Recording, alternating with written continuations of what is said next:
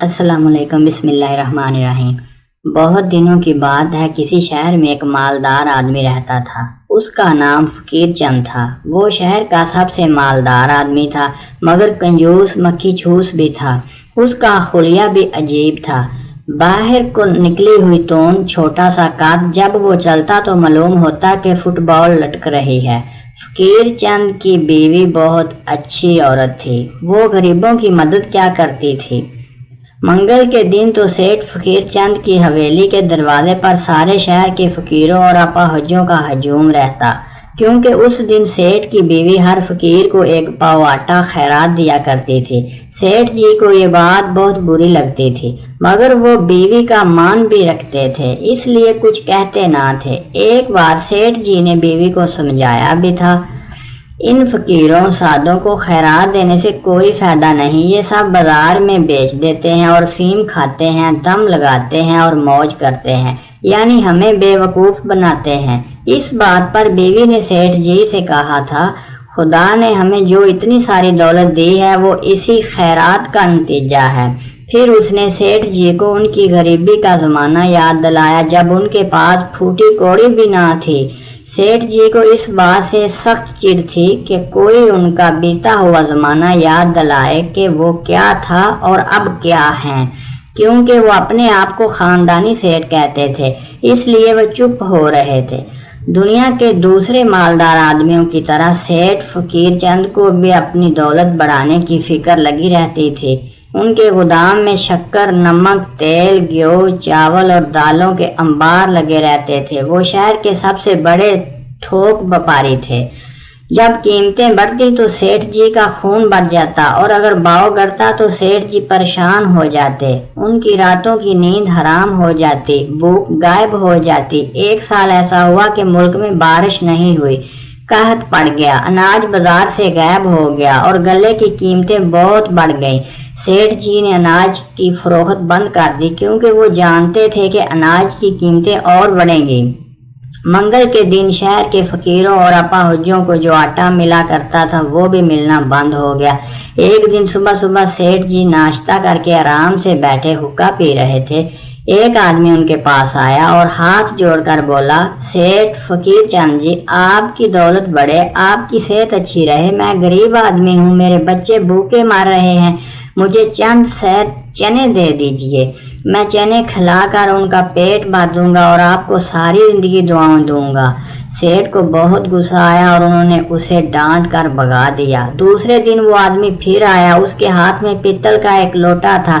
سیٹھ جی نے اسے دیکھا تو غصے سے بولے، اب کس لیے آئے ہو؟ میں تم کو ایک دانہ بھی نہیں دے سکتا، اپنی خیر چاہتے ہو تو یہاں سے فوراً نکل جاؤ، ورنہ اس آدمی نے سیٹھ جی کی بات کاٹ کر کہا، مگر سیٹھ جی، آپ ہی کے فائدے کی بات ہے، آپ مجھے نہیں پہچانتے، کوئی بات نہیں، کم از کم اس پتل کے لوٹے کو تو پہچانتے ہی ہوں گے، اس پر آپ کا نام بھی کھدا ہوا ہے، فقیر چند ولد گھسیٹ چند۔ شاید آپ کو یاد ہو، جب آپ نئے شہر میں آئے تھے تو یہ لوٹا موبڑ بونجے کے پاس 4 آنے میں گروی رکھا تھا اور آپ نے رسید بھی لکھ دی تھی۔ یہ بات ذرا پرانی ہے، کوئی 20 سال پہلے کی، آپ اسے چھڑانا بھول گئے۔ خیر کوئی بات نہیں، بڑے لوگوں کی یادداشت کمزور ہوتی ہے، میرا فرض تھا میں آپ کی چیز آپ کو واپس کر دوں۔ کیا خیال ہے، کچھ یاد آیا آپ کو؟ سیٹھ جی کا غصہ یہ سنتے ہی کافور ہو گیا۔ انہوں نے ادھر ادھر دیکھا کہ کوئی ان کی بات چیت تو نہیں سن رہا، پھر کہنے لگے، ہاں مجھے خوب یاد ہے، تم نے اچھا کیا میرا لوٹا لے آئے، میں ابھی تمہیں 4 آنے دیتا ہوں، میرا لوٹا مجھے دے دو۔ رامو ہنسا، ہاں سیٹھ جی، آپ مذاق کر رہے ہیں، 20 سال میں دنیا کہاں سے کہاں پہنچ گئی، جب آپ کی جیب میں 1 پیسہ بھی نہیں تھا، آپ کا لباس ایک پھٹی دھوتی تھی، آپ کے پاس صرف ایک پتل کا لوٹا تھا، آپ جب کنگال تھے، اب لکھ پتی ہیں، جب فقیر چند تھے اور اب سیٹھ فقیر چند ہیں۔ ذرا آپ ہی ایمانداری سے کہیے، اس نایاب پتل کے لوٹے کی قیمت کیا 4 آنے ہی رہ گئی ہے؟ اچھا تو میں اس کی قیمت 5 روپے دے دوں گا، لاؤ میرا لوٹا مجھے واپس کر دو۔ رامو نے اس لوٹے کو انگلیوں سے نچاتے ہوئے کہا، دیکھیے اس پر آپ کا نام بھی لکھا ہے، آپ نے جو رسید لکھی تھی اس پر آپ کے دستخط بھی ہیں، اور وہ بھی میرے پاس محفوظ ہیں۔ میں سوچتا ہوں اس لوٹے کو بازار میں نیلام کر دیا جائے، آپ بھی وہی قیمت لگائیے۔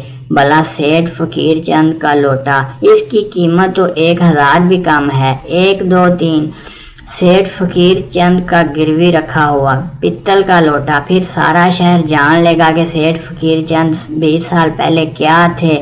اچھا سیٹھ فقیر چند، اب میں چلتا ہوں، آپ کا لوٹا میرے پاس حفاظت سے رہے گا۔ یہ کہہ کر رامو دروازے پر سے نکل کر سیٹھ اسے بلاتے ہی رہ گیا، مگر وہ نہ رکا۔ سیٹھ جی کو سکتا سا ہو گیا، بھوک غائب، نیند کوسوں دور۔ ان کو راہ راہ کر یہ خیال پریشان کر رہا تھا کہ اگر اس رامو بڑ بونجے نے اس کا راز فاش کر دیا تو کیا ہوگا؟ ان کی ساری عزت خاک میں مل جائے گی۔ لوگ کیا کہیں گے؟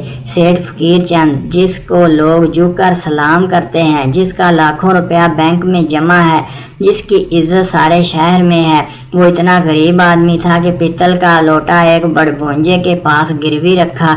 سیٹھ کو اپنے اوپر غصہ آ رہا تھا، مگر سچ بات تو یہ تھی کہ انہیں کیا پتا تھا کہ 20 سال بعد وہ لکھ پتی بن جائیں گے۔